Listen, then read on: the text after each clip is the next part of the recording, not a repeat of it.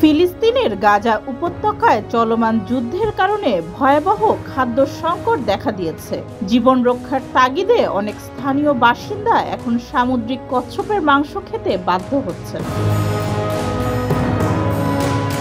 ইসরায়েলের হামলা শুরুর পর থেকে গাজায় ত্রাণ প্রবেশ বন্ধ হয়ে যায়, ফলে এক ভয়াবহ মানবিক বিপর্যয়ের সম্মুখীন হচ্ছেন স্থানীয়রা।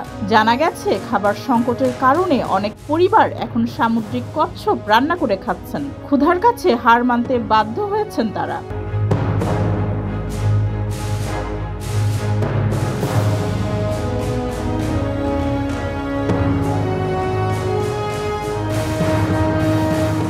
কচ্ছপ আন্তর্জাতিকভাবে সংরক্ষিত এবং বিপন্ন হিসেবে পরিচিত। তবুও বর্তমান পরিস্থিতিতে গাজা উপকূলে ধরা পড়া কচ্ছপ খাবার হিসেবে ব্যবহার করা হচ্ছে। স্থানীয় এক জেলে জানান, তারা কখনো কচ্ছপ খাওয়ার কথা ভাবেননি, কিন্তু যুদ্ধের কারণে খাদ্য সংকট এমন পর্যায়ে এসে পৌঁছেছে যে ইসলামিক নিয়ম মেনে কচ্ছপ জবাই করে খেতে বাধ্য হচ্ছেন তারা। ডেস্ক রিপোর্ট, যুগের চিন্তা।